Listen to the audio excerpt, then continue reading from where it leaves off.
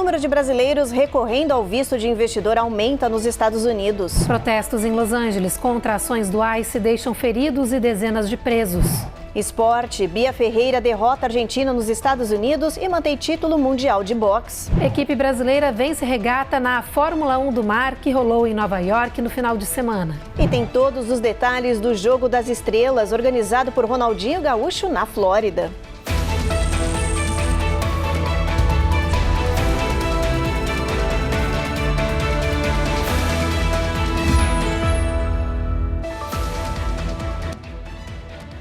Olá, boa noite. Boa noite. O número de brasileiros recorrendo ao visto de investidor nos Estados Unidos, conhecido como EB5, quase dobrou em relação ao mesmo período do ano passado. É que muitas pessoas acreditam que essa é a maneira mais rápida de se obter o Green Card, enquanto os outros querem garantir a residência permanente antes que esse visto seja descontinuado. A reportagem é do Eliseu Caetano. As emissões de visto EB5 cresceram cerca de 40% em relação ao mesmo período do ano passado. O Brasil está entre as 10 nacionalidades que mais solicitam esse visto, que dá direito ao Green Card, a residência permanente nos Estados Unidos. Mas para conseguir o EB5 não é tão simples quanto parece. É preciso investir no mínimo $800 mil em negócios que sejam aprovados pelo governo e que gerem pelo menos 10 empregos no país. O que conta é o capital investido, o impacto econômico. O valor mínimo é de $800 mil se esse negócio ele vai ser numa área rural ou numa área com alto nível de desemprego. Caso contrário, o valor tem que ser de $1.050.000. O investidor ele pode escolher entre investir em um negócio próprio ou indiretamente. A vantagem desse tipo de visto é que, além do investidor, toda a família ganha o direito à residência permanente aqui no território norte-americano. Não há obrigação de atuar no negócio investido, o que significa liberdade para viver e trabalhar em qualquer estado do país. Além disso, há o potencial de retorno do investimento.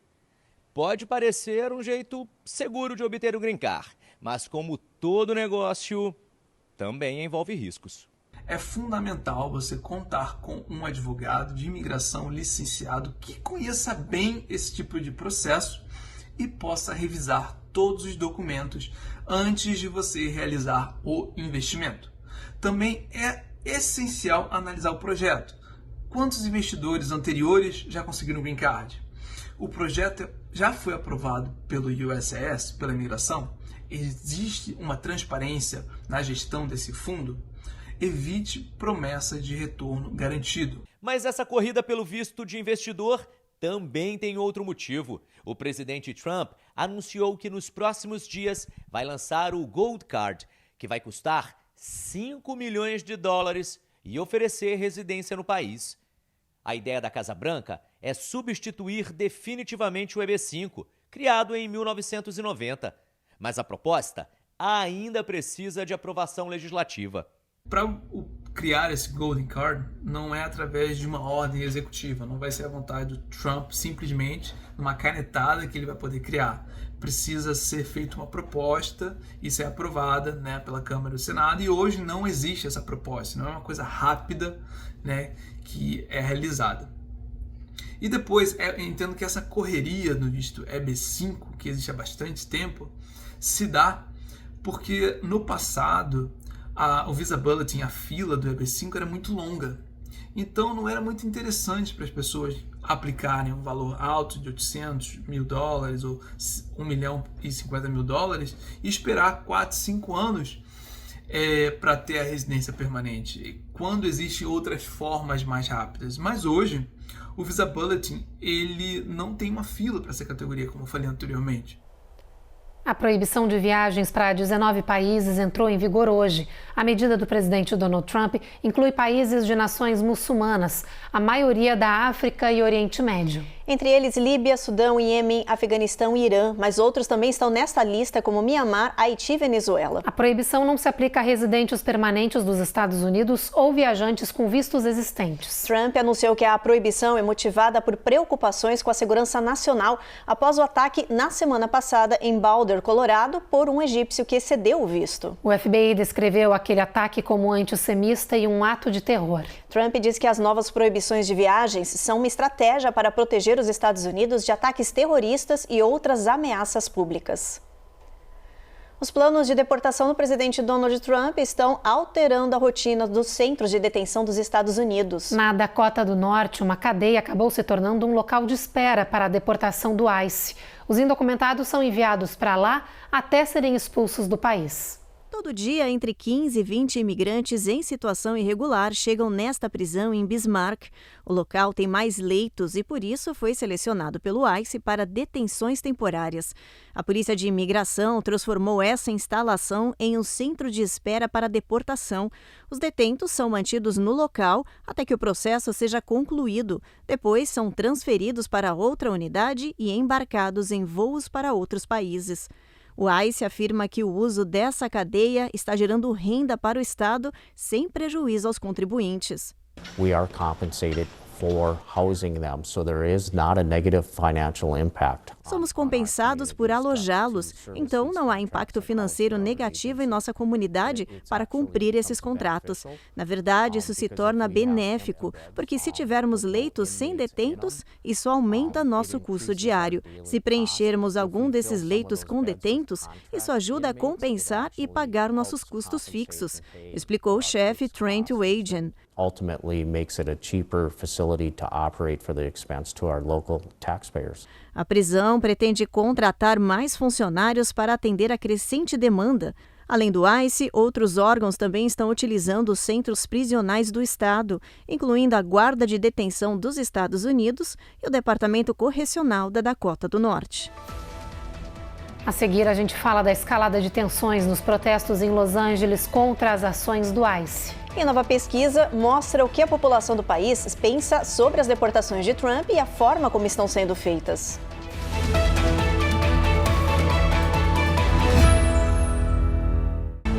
Américas no Ar. Oferecimento Uninter, a melhor faculdade para brasileiros nos Estados Unidos. Acesse uninteraméricas.com e inscreva-se já. Sendwave, envie dinheiro para o Brasil sem taxas de envio.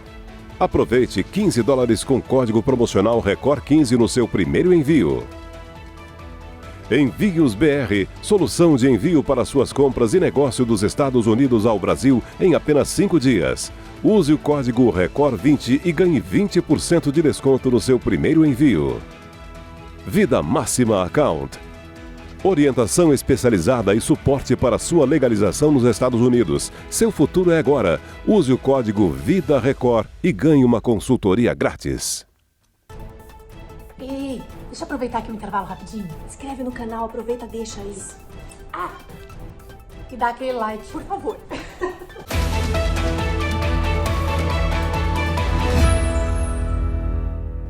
Protestos contra as políticas de imigração do governo e as ações do ICE abalaram Los Angeles no final de semana. Houve confronto com a polícia e pessoas ficaram feridas. Em uma guerra de braço com o governador da Califórnia, o presidente Trump quer sitiar a cidade. Não parece, mas essas são imagens do centro da segunda cidade mais populosa do país. Os protestos e confrontos em Los Angeles se intensificaram ao longo do final de semana e continuaram hoje.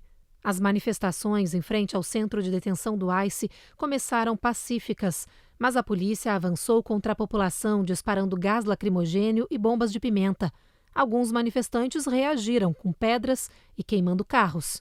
Os agentes dispararam com balas de borracha contra pessoas que não estavam em revolta e feriram 2 jornalistas.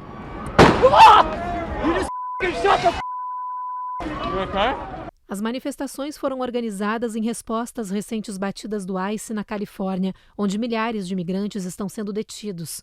Mas, segundo a polícia de Los Angeles, o centro da cidade é uma zona proibida para protestos.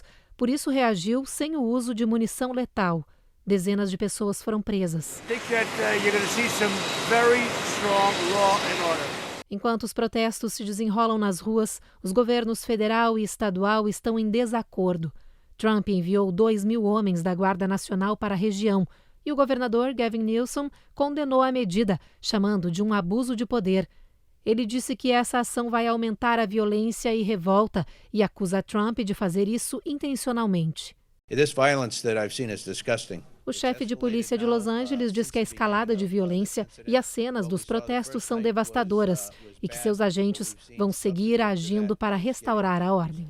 E em Chicago, manifestantes também tomaram as ruas hoje contra as ações do ICE. No final de semana, o mesmo aconteceu em Nova York, em frente ao Tribunal de Imigração Federal em Manhattan. Alguns manifestantes entraram em confronto com a polícia e um grupo chegou a tentar impedir que uma van branca saísse de um prédio na Federal Plaza. Enquanto rolam essas manifestações, uma pesquisa quis entender o apoio da população sobre a abordagem do governo federal quanto o assunto é imigração. E hoje, 55% dos moradores do país dizem que apoiam as deportações de imigrantes ilegais. Mas 56% discordam sobre como isso tem sido feito pelo governo Trump. O assunto agora é o tarifaço. Representantes da China e dos Estados Unidos se reuniram hoje em Londres, na Inglaterra, para discutir as taxas norte-americanas impostas aos produtos importados. A ideia desse encontro foi dar o primeiro passo para tentar resolver a guerra comercial iniciada pelo governo Trump. A reportagem é do Matias Brotero. O encontro entre autoridades americanas e chinesas em Londres marca a retomada das negociações comerciais após um telefonema entre os presidentes Donald Trump e Xi Jinping na semana passada. Na sexta-feira, o presidente dos Estados Unidos havia adiantado que esperava que a reunião acontecesse de forma muito positiva. O diretor do Conselho Econômico Nacional, Kevin Hassett, disse à imprensa americana que está muito confortável com a possibilidade de um acordo. As conversas em Londres são lideradas pelo secretário de Comércio, Howard Lutnick, em parceria com o secretário do Tesouro, Scott Bessent, e o representante de Comércio dos Estados Unidos, Jamieson Greer. A China enviou o vice-primeiro-ministro He Lifeng. De Washington, D.C., Matias Brotero, para o Américas no Ar. Hoje, o primeiro-ministro israelense Benjamin Netanyahu conversou por telefone com o presidente Donald Trump. A ligação acontece em meio às pressões internacionais, incluindo do governo do Brasil, para a libertação dos ativistas que foram detidos a caminho de Gaza. Quem nos traz as últimas informações do conflito é o Vitor Larregina. Os familiares de um soldado israelense mantido refém na faixa de Gaza divulgaram um vídeo inédito dos ataques do Hamas em 7 de outubro de 2023. Nas imagens, Matan Angrest é agredido pelos terroristas em cima do tanque de guerra onde foi capturado na manhã do atentado. A mãe do soldado disse que está preocupada com a saúde do filho, mantido refém há 612 dias na faixa de Gaza. A família já teve acesso a um vídeo de Matan no cativeiro, que foi gravado no ano passado. 55 reféns, entre vivos e mortos, seguem sob o poder do Hamas na faixa de Gaza. Hoje, o primeiro-ministro Benjamin Netanyahu conversou por telefone com Donald Trump. O presidente americano quer acelerar a entrega de ajuda humanitária à população civil na faixa de Gaza. Nesta segunda-feira, 23 mil caixas com alimentos foram distribuídas no território palestino, segundo a organização que tem feito as entregas. Também hoje, a Marinha israelense chegou ao porto de Ashdod com os 12 ativistas detidos em uma embarcação que tentava chegar à faixa de Gaza na última madrugada. Segundo o governo israelense, eles serão transferidos para o aeroporto de Tel Aviv, de onde voltarão para seus respectivos países. Entre os tripulantes estão a ativista climática da Suécia, Greta Thunberg, e o brasileiro Tiago Ávila. De Tel Aviv, Vitor Larregina para o Américas no Ar. No próximo bloco, idosa morre ao usar água de torneira para fazer higiene nasal e contrair ameba mortal. E tem alerta para contaminação por fungo em cotonetes que podem provocar infecção grave com perigo à vida.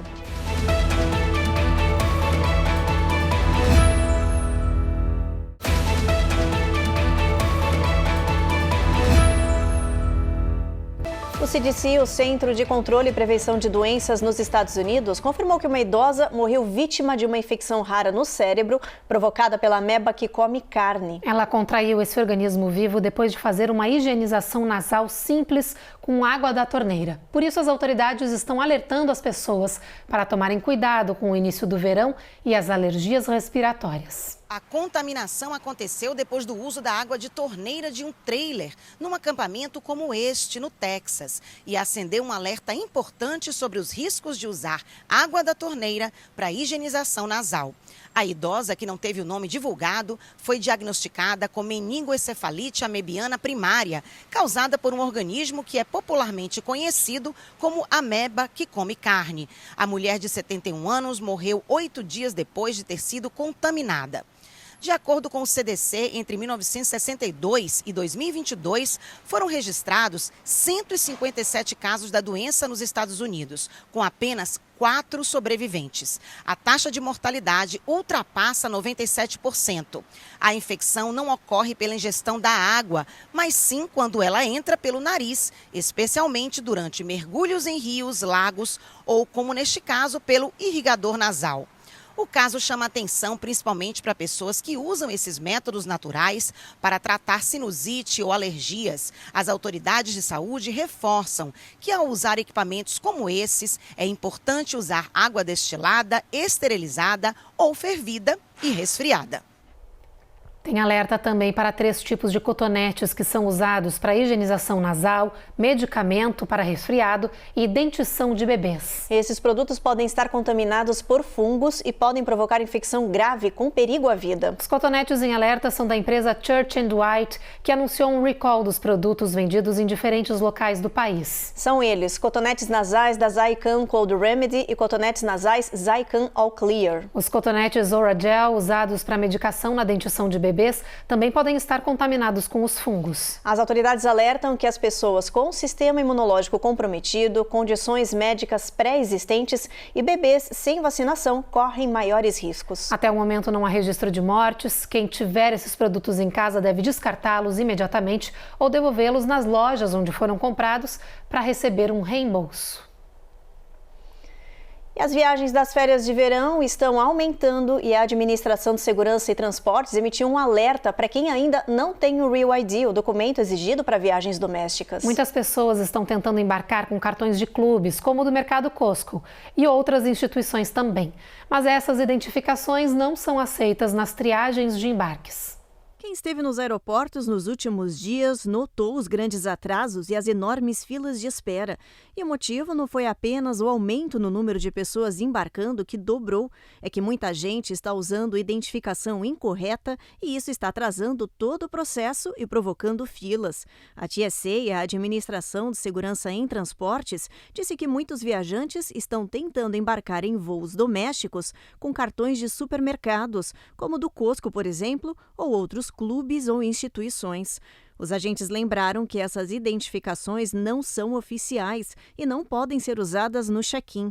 No mês passado, entrou em vigor a exigência do Real ID, uma atualização da Driver License que impede falsificação de dados e também monitora o status migratório da pessoa.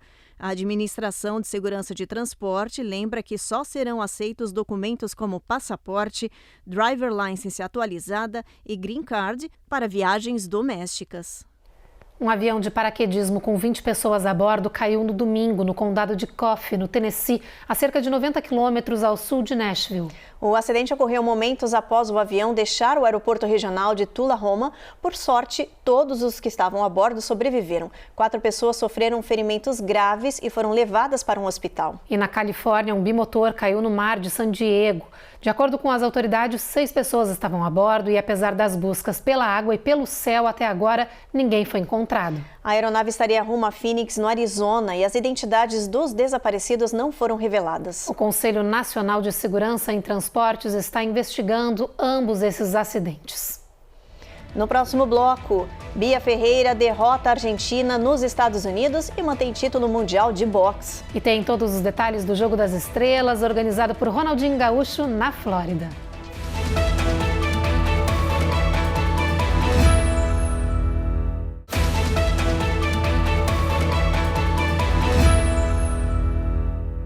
Hora da nossa previsão do tempo, vamos dar uma olhadinha no mapa, ver como é que vai estar o clima amanhã em boa parte aqui do país. A gente começa por Boston, que tem tempo encoberto nessa região, com máxima de 67. Nova York tem previsão de chuva ao longo do dia, com mínima de 65. A mesma coisa em Washington, a máxima por lá é 83, a mínima é 63. Tampa e Jacksonville vão ter chuva ao longo do dia, máxima de 94 em Tampa. Em New Orleans a gente também tem chuva ao longo do dia, com mínima de 76 graus, máxima de 88. Em Houston continua a previsão de trovoadas, assim como em San Antônio e o sol vai brilhar bastante em El Paso, lá no Texas, onde a máxima bate 97. Agora a gente chega lá na região da Califórnia, Los Angeles, previsão de sol entre nuvens, São Francisco também, máxima, gente, chegando em Las Vegas, olha só aqui no nosso telão, 110 graus, calor também em Phoenix, 107 de máxima e o verão ainda nem chegou. Pois é.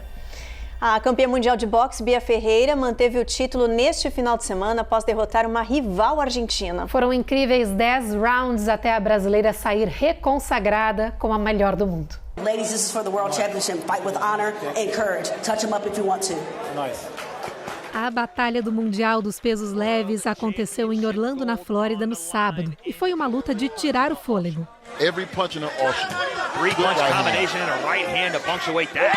Calçando luvas com as cores da bandeira do Brasil, Bia foi a primeira a tomar iniciativa e acertar a adversária. Mas o duelo foi equilibrado. Ambas as lutadoras encaixaram golpes fortes e levaram perigo. A argentina, Maria Ferreira, que havia provocado a brasileira antes da luta, até foi mais agressiva no final. Mas os juízes tomaram decisão unânime de vitória para Bia Ferreira. Your winner by unanimous decision and still the IBF Lightweight World Champion, Beatriz the Beast Ferreira! E foi assim que a brasileira manteve o cinturão de melhor do mundo, e já desafiando a norte-americana Stephanie Ham, que aceitou o combate para um futuro próximo. E pela primeira vez na história, uma equipe brasileira venceu uma etapa da regata que é considerada a Fórmula 1 do mar. O evento rolou no final de semana em Nova York. O grupo brasileiro é liderado pela velejadora Martine Grael, medalhista olímpica dos Jogos do Rio e de Tóquio. A repórter Carolina Camargo mostra tudo pra gente. The Brazil, with Martine Grael at the wheel, look to claim their first victory in Sail GP as they come to the line, and the Emirates Woody moment for the first time goes the way of the Brazilians. Martine Grael and Mubadala Brazil win race number 4.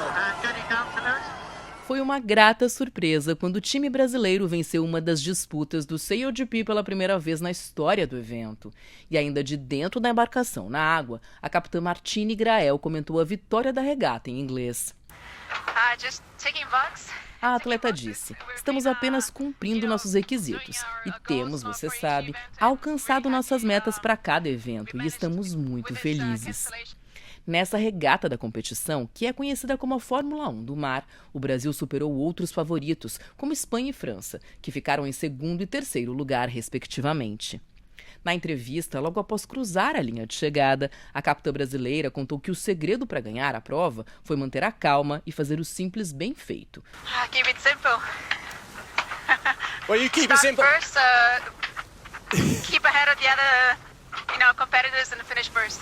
A etapa nova-iorquina foi um show à parte, com as embarcações deslizando sobre as águas ao redor da Estátua da Liberdade. Uma competição única que agora coloca Martine Grael ainda mais em destaque. No final de 2024, ela se tornou a primeira mulher a ocupar o posto de capitã na história do Sail GP. Filha de Torben Grael, um dos maiores atletas brasileiros da história na modalidade, Martine é dona de 5 medalhas olímpicas no iatismo, sendo 2 de ouro, nos Jogos do Rio, em 2016, e de Tóquio, em 2020. E a gente conseguiu boas posições para a largada nas primeiras 2 regatas e teve nossa primeira vitória. E acho que chegar a fazer tantos pontos já assim tão cedo na nossa temporada, começando a liga, acho que é bem satisfatório. Após finalizar essa etapa, aqui nos Estados Unidos, a velejadora era só alegria enquanto era ovacionada pelo público. Agora, somando as disputas, o Brasil alcançou a 4ª colocação nessa fase com 34 pontos, a melhor somatória até esse momento da competição. As próximas regatas do campeonato vão acontecer em Portsmouth, na Inglaterra, entre os dias 19 e 20 de julho. Foi muito boa a etapa pra gente, a etapa pro Brasil foi muito legal, a gente conseguiu fazer boas regatas, tivemos nossa primeira vitória, que foi incrível, foi uma sensação muito boa no barco, mostrar que o trabalho que a gente vem feito tá funcionando e tá tudo fluindo muito bem, a gente vem numa evolução constante e estou muito feliz de estar participando desse time e de estar contribuindo aí para a equipe. Parabéns aí a toda a equipe do Mubadala Brasil CGP Time. E é isso, vamos embora para a próxima. E a terceira edição do The Beautiful Game agitou o final de semana em Miami, reunindo futebol, talento e oferecendo muito entretenimento para os amantes do esporte. O Ronaldinho Gaúcho e vários craques do passado e também do futuro brilharam em campo, garantindo, claro, um espetáculo de bola. A Carla Marinho tem todas as informações. O time de Roberto Carlos levou a melhor. Foram 7 gols contra 6 do time de Ronaldinho Gaúcho. E por falar no craque, ele esbanjou simpatia e atenção com os mais de 5.000 fãs vindos de vários lugares do país. Viemos especial, o Ronaldinho Gaúcho aí, não sei até quando ele vai conseguir estar jogando, então viemos aí, fizemos uma viagem de 2 horas para estar aqui. A terceira edição do The Beautiful Game aconteceu no último sábado no Chase Stadium, em Miami, com a presença de craques e artistas. O mais importante é fazer o bem, esse é o primeiro lugar em tudo. E depois rever amigos aí que já jogamos juntos, contra, e grandes craques. Então é sempre maneiro estar perto deles e poder... É uma brincadeira, participar dessa brincadeira. Estou aqui aprendendo, pegando a visão, estudando as falhas do time azul, para poder entrar, fazendo a matemática para poder entrar representando. E os times de amarelo de Ronaldinho Gaúcho e azul de Roberto Carlos entregaram tudo que o fã de futebol esperava. Nostalgia, diversão e muito gol. Destaque para a atuação em campo da lenda da NBA, Steve Nash, que marcou o gol e mostrou para a torcida que lida bem com a bola nos pés. Já o ícone colombiano, Carlos Valdemarra, provou que continua com a bola toda aos 63 anos. Mas os craques do presente e do futuro também fizeram bonito, com uma enxurrada de 13 gols que manteve a torcida animada até os últimos minutos de jogo. Por falar em minutos finais, quem fechou o placar foi Cauã Basile, a promessa do Santos, de apenas 12 anos, que fez o golaço da vitória.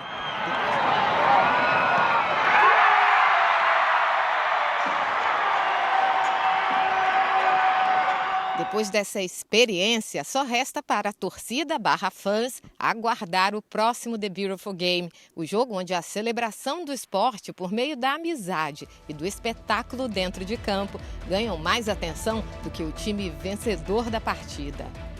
E o Jornal Américas no ar termina agora. Você fica com mais um capítulo de O Rico e Lázaro e a gente se encontra de novo amanhã. Até lá!